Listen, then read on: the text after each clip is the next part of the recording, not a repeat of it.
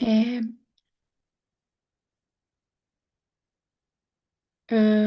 como eu fiz no último encontro, né? Eu não acho que é o caso de a gente ler uma por uma dos asanas, eu estou comentando genericamente, porque tem muitos detalhes, né, que seriam importantes comentar, seria importante realizar os asanas a cada leitura, né? Senão fica vazio, né? Então eu optei por não ficarmos lendo, mas eu vou comentando. A gente parou aqui em Shashangasana, então quem tem o livro depois também pode acompanhar melhor. E principalmente, né, fazer prática com quem, sob a orientação de um monge ou de uma professora, um professor treinado, porque tem vários detalhes aí que são importantes, além da simples orientação que tem no livro, própria combinação entre os asanas, várias coisas são bem importantes, né, os vários cuidados. Então, a gente tem que ter bastante cuidado mesmo, porque são práticas intensas, né? As práticas, a metodologia do Tantra Yoga, como eu sempre falo, é bem intensa, tá bom? Então, o Shashangasana é a postura do coelho, tá? E essa postura ela é muito, muito poderosa porque ela trabalha todos os centros energéticos, né? É uma postura que trabalha desde os centros energéticos lá da base da coluna até o Sahasrara Chakra, também com bastante atenção ao Vishuddha que está na garganta, né? O Sahasrara Chakra que está no topo da cabeça. Então, essa postura aqui do coelho ela é realmente muito poderosa. Ela ajuda na concentração, ela ajuda na meditação, ela ajuda no desenvolvimento da mais, né, da nossa memória, tá? Inúmeros, inúmeros são os benefícios dessa postura. Ela não é uma das posturas básicas, né? Básicas é essa aqui, Yoga Mudra, Dirga Pranam e Bhujangasana, que eu acho que foi uma das primeiras que a gente viu, né? Cadê Bhujangasana? Aqui. A gente tinha visto outras antes. Mas o que eu quero dizer ao dizer que ela não é uma das três básicas, significa que, com relação a ela, a gente tem que estar atenta à narina, que vai estar liberada. Se a narina esquerda está liberada, a gente pode praticar, senão a gente não pode, tem que liberar antes. Ela também tem restrição quanto à nossa dieta. Se a nossa dieta não é sutil, o ideal seria a gente nem praticá-la, ou pelo menos praticar um número limitado de repetições, tá? Então, tem vários detalhes dentro da nossa prática de Tantra Yoga, tá bom? Então, essa é uma das primeiras posturas. Padahastasana é uma postura muito simples, relativamente simples, né? E muito completa também, trabalha quase todos os chakras, né?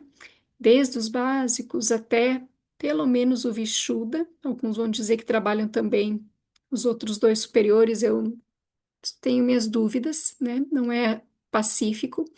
Mas é uma postura que a gente chama postura das mãos e pernas, da mão contra os pés ou das mãos e pernas. Outros vão fazer essa tradução, tá? É a postura que ajuda, inclusive, a emagrecer, né? Reduzir o volume de gordura abdominal conforme a velocidade que eu pratico. Ela também ajuda muito na coordenação motora, na concentração e tantos outros benefícios, né? Eu tô falando dos benefícios, assim, mais gerais, lembrando que cada um das posturas, conforme os chakras que elas trabalham, vão trazer os benefícios de ajudar a eliminar, a controlar as tendências mentais negativas vinculadas a esses chakras, a desenvolver as tendências positivas vinculadas aos chakras que estão sendo trabalhados, tá? É uma postura muito acessível, então quase todo mundo consegue praticar, né? Porque não depende de, né? Normalmente não limita ninguém, né?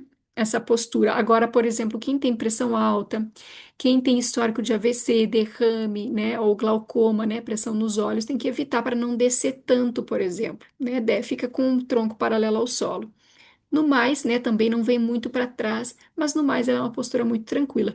Mas também não é das básicas, e portanto, a orientação de praticar aqui, ó, 8 vezes, aqui, eu acho que é na outra página que vai falar, né, do número de repetições, deve ser observado com cautela, porque se a minha dieta não for sutil, eu já não devo praticar todas essas repetições. Eu pratico no máximo a metade, que são 4. E também é uma postura que exige o cuidado da liberação da narina, né? Aqui continua a explicação e vai dizer: pratique 8 séries, mas dentro desses cuidados, tá?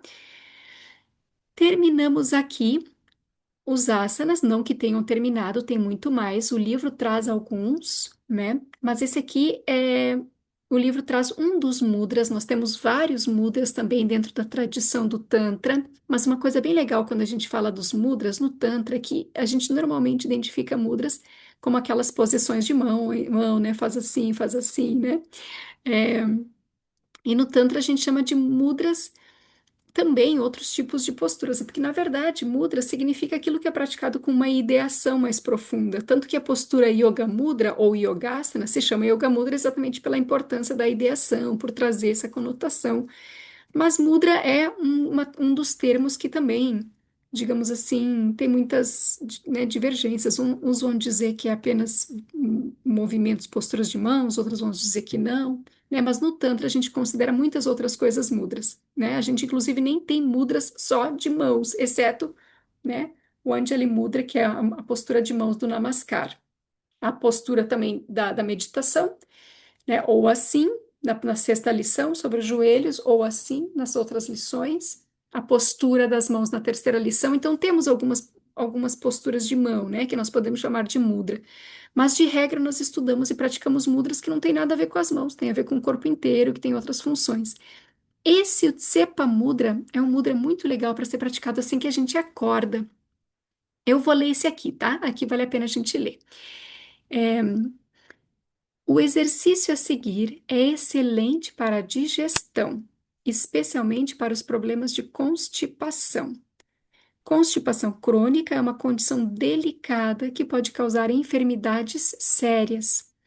Por causa da constipação, as toxinas e os resíduos do corpo, ao invés de serem excretados, acumulam-se e são absorvidos pelo sangue, envenenando todo o sistema e causando diversos males. Assim, é essencial que o intestino funcione pelo menos uma vez por dia. Aqueles que têm um sistema digestivo preguiçoso devem praticar esse mudra todos os dias sem falta. Então, isso aqui é uma dica ótima para muitos de nós e para as pessoas que a gente conhece, tá? Como é que se pratica isso? Assim que você acorda, ainda deitado na cama, inspire profundamente e flexione ambas as pernas, abraçando, né? Assim como elas estão aqui na foto, ó. Então, flexione ambas as pernas, pressionando-as levemente contra o peito, fazendo força com os braços. Então, né, ao exalar, expirando, estenda as pernas vigorosamente, ou seja, solta os braços ao lado do corpo e as pernas vão para o chão, ou no caso, né, estando na cama, né, você estica as pernas soltando na cama. Você pode praticar, então, de 6 a 8 vezes, né? Então, inspirando, se abraça, pressiona bem o abdômen, exalando, solta braço, solta perna, estica os braços, estica as pernas. E assim repete.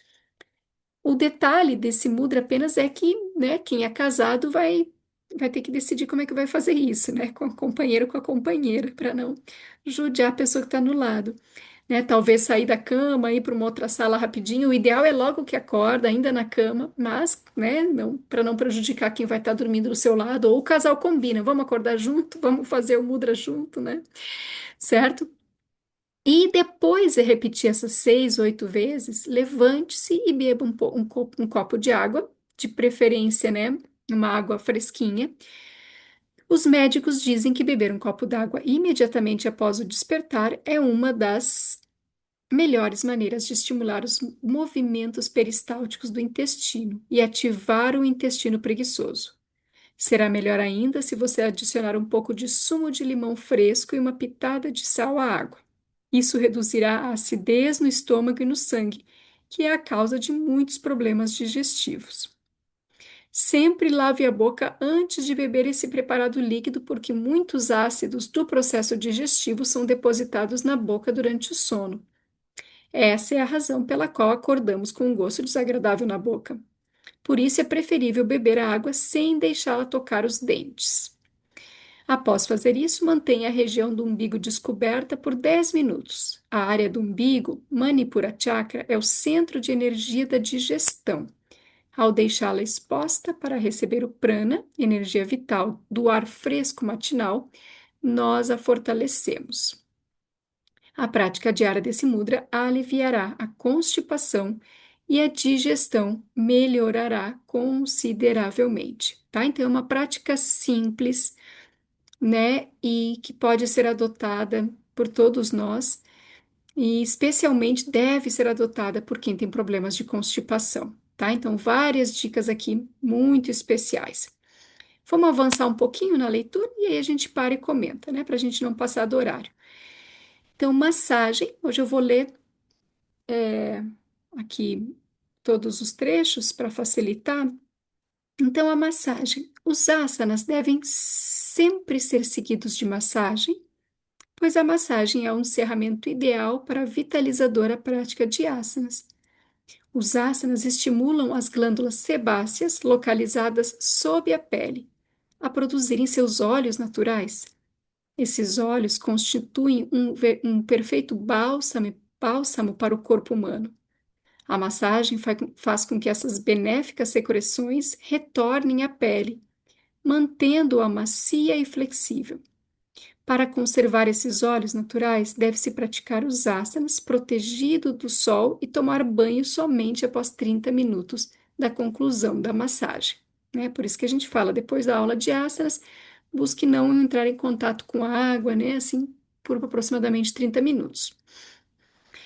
A massagem estimula todos os terminais nervosos da superfície do corpo e, consequentemente, todo o sistema nervoso.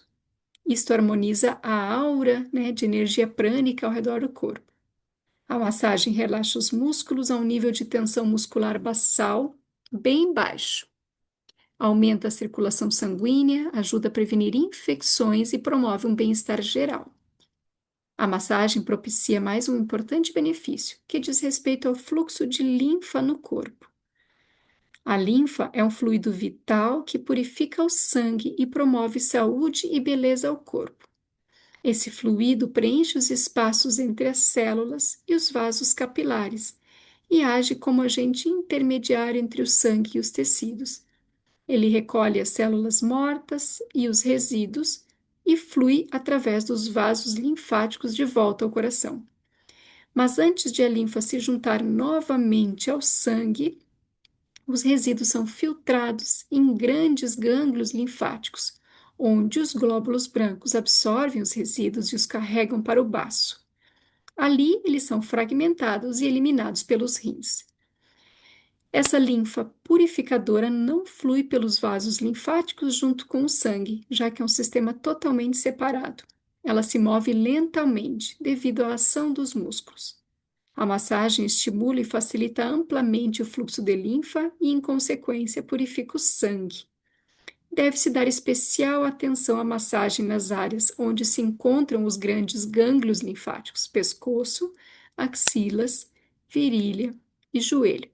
Na massagem descrita nos parágrafos seguintes, essas áreas são enfocadas. Ao término, os pés são cuidadosamente massageados. Muitos dos nervos do corpo têm terminais, deve ser terminações nos pés. Massageando-os, estimulamos o fluxo de energia dos órgãos internos.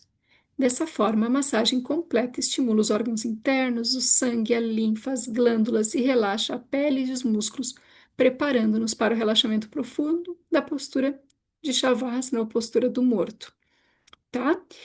Então, a automassagem ela é realmente muito importante, né? E os benefícios são absolutos, né? Tanto, então, para a questão da circulação sanguínea, né, do bom funcionamento, boa distribuição, bom trabalho, né, do sistema linfático. Aqui não fala muito, mas em algum outro lugar aqui cita, em outros tantos textos fala a importância também para a questão das articulações, tá? Muito importante. Tanto que uma das recomendações é que se a gente não tem muito tempo para praticar massagem, que a gente pelo menos dê atenção às articulações, né, os punhos, os joelhos, né? Os tornozelos, os ombros, tá? Então, a questão também do óleo que a gente esparrama pela pele, né? A questão dos músculos, já para ajudar a relaxar, né? Então, são inúmeros os benefícios, né? Aqui, o livro incentiva muito que a gente massageie com atenção os pés, né?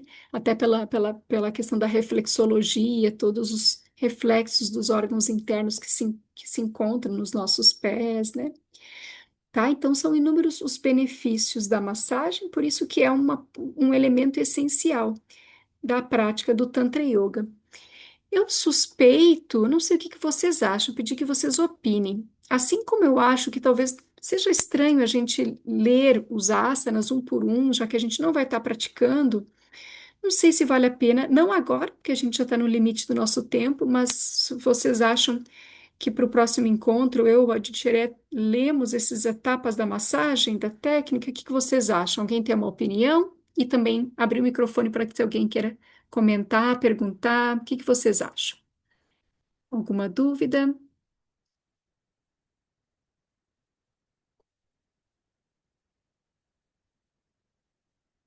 Porque depois aqui da massagem a gente entra, são várias etapas, né? Mas é o tipo de coisa, fala por mim, né? Eu não consigo memorizar se eu ler uma vez rapidinho. Então é o tipo de coisa que talvez não valha a pena a gente ler se a gente não vai estar praticando, mas sim de a gente saber que existe e depois tá por conta estudar, né? Helder, tu quer falar, Helder? Colocou certinho? Não? Tu só concordou? Só concordando mesmo. Tá ótimo.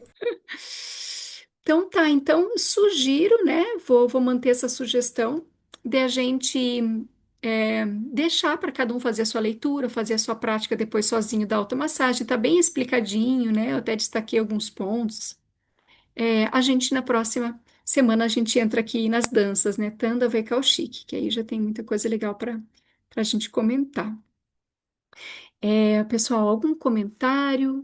Querem compartilhar? Esse momento é um momento para compartilhar também como é que estão as práticas de meditação de vocês, né? Para tirar dúvidas. E quem também precisa sair, fica à vontade. Eu fico à disposição aqui para quem quiser comentar algo,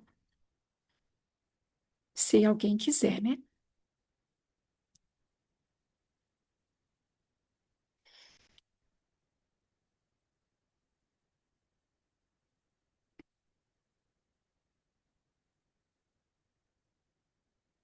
Tudo certo, então? Então, espero que vocês tenham um final de dia bem gostoso, tá? Se alguém quiser falar, ainda pode abrir. Fala, Arundhati, vi que tu abriu o microfone. Namaskar. Eu vi que as gurias botaram ali no chat para Hum. conduzir uma automassagem. De repente, numa próxima, conduz uma automassagem. Ah, eu não tinha Não visto. tinha visto. Agora eu vi que a Lili colocou sim, não sei para que era para pularmos, né? Mas aí a Caocha ela conduziu, acho melhor conduzir uma automassagem, não sei. Ah, entendi. Tá bom. Agora que eu vi, obrigada, eu não tinha visto aqui o chat. Então vamos fazer isso.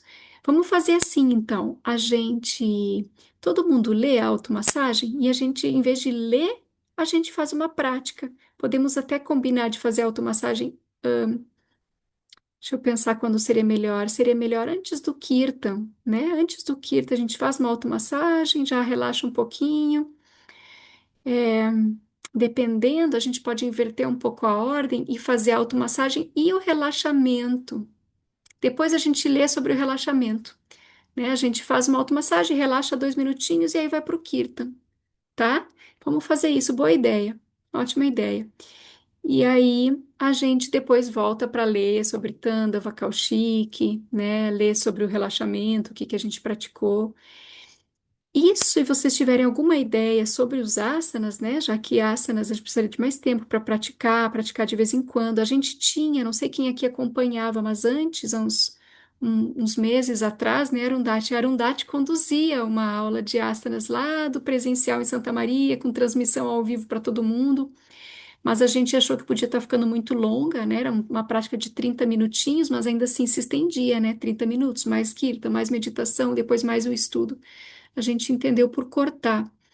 Mas a gente pode estar reavaliando, estar pensando o que fazer, né, para inserir a prática de asanas. Mas lembrando, tem muitas opções de prática de asanas, seja online, seja por projetos que são gratuitos, seja professores. O Elder é outro professor, né, de yoga aqui no grupo, então daqui a pouco a gente pode estar compartilhando a Prashanti Devi, a Kaoshi, ela tem a formação também, no momento não está dando aula. Então, a gente pode pensar em alternativas, além de oferecer aquilo que eu estou sempre colocando nos grupos, né, do que já existe para todo mundo ter a oportunidade de praticar presencialmente ou online, tá? Porque os asanas são fundamentais. Então, só fechar com um comentário, pessoal. Adoecimento e morte, na perspectiva do Tantra Yoga, ocorrem quando a gente desarmoniza as ondas, as frequências vibracionais entre corpo e mente. Então, se eu estou meditando, se eu estou sutilizando a minha mente, eu também não posso deixar de sutilizar o meu corpo, tá? Então, a gente precisa cuidar do corpo pela alimentação e pelos asanas, né? Por outras práticas de exercício físico, aeróbicos, caminhada, corrida são importantes também. Baba caminhava 2 vezes por dia, todos os dias, né? Isso com certeza quer dizer alguma coisa. Então, cuidar do corpo é fundamental, mas cuidar da mente também. Só que então, como, né, manter esses dois, né, bem ativos, bem conectados, bem presentes na nossa realidade. E a prática de asanas é uma ferramenta que não só visa cuidar do corpo, né? A gente aqui, nesse livro, a gente não tem os detalhes sobre as tendências mentais correspondentes a cada chakra portanto, as tendências mentais trabalhadas por cada asana, mas essa é uma questão muito profunda de estudo que a gente chama de biopsicologia. Então, os asanas são tão importantes e tão benéficos porque eles, além desse equilíbrio físico, dessa ferramenta para o corpo físico, né, que se agrega a uma boa alimentação e as demais práticas, também nos ajuda a nos libertar de tendências mentais e de padrões comportamentais aos quais estamos às vezes viciados, né? Próprios padrões de medo, né, que nos levam à ansiedade, padrões de insegurança que nos levam e nos dificultam a vida em vários dos aspectos, é, a vergonha, né, a melancolia. Então, são inúmeros os padrões mentais. Poxa, né, só de falar nesses aí, eu tenho certeza que todo mundo já reconheceu em algum momento da vida ou alguém que se encaixa em algum desses padrões, e os asanas são fundamentais para isso, tá? Então, não dá para a gente negligenciar os asanas. Pode ser que a gente já mal tenha tempo para meditar e priorize começar meditando para quem sabe um dia progredir, mas lembre, a sua meditação vai progredir na medida em que você também estiver praticando os asanas, tá? Eles são muito importantes. O livro pode ser uma ferramenta para você praticar em casa? Sim e não. Sim, se você tiver uma outra orientação, né? Eu me disponho a orientar em alguma coisa para dizer para você, ó, praticar esse e esse, esses dois juntos pelo menos, então, né? Posso dar um norte.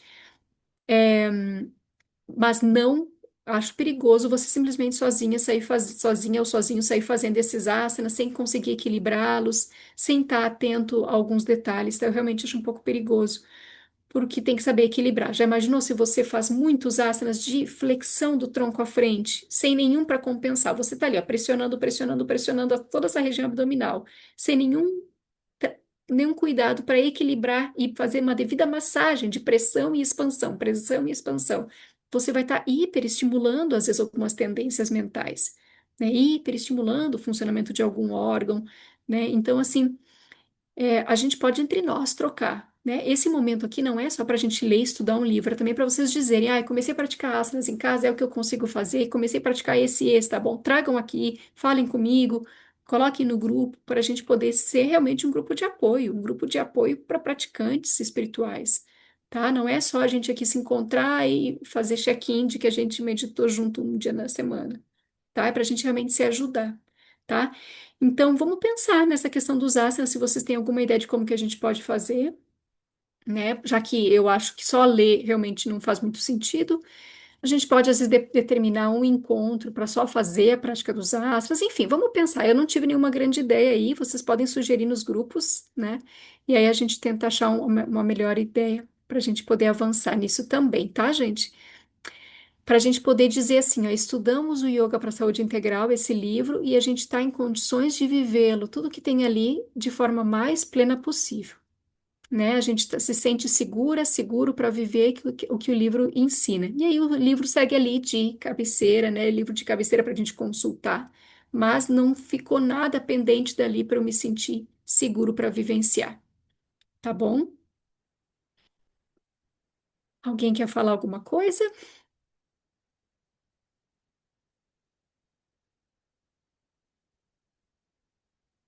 Deixa eu ver se tem alguma coisa no chat. Não, né? Gente, então. Bom descanso para vocês. Desculpa que a minha voz fica assim, ó, meio falhando, porque aqui é noite, eu fico chateada de ter que falar alto, sabe? De cantar e qualquer coisa, então eu fico com a voz assim meio no limite. Então, às vezes, ela sai meio desconfortável e difícil de entender, é o que dá para fazer no momento. Obrigada, Nindita. Namaskar. Então, boa noite, gente. Namaskar, se cuidem. Namaskar. Namaskar, queridos e queridas.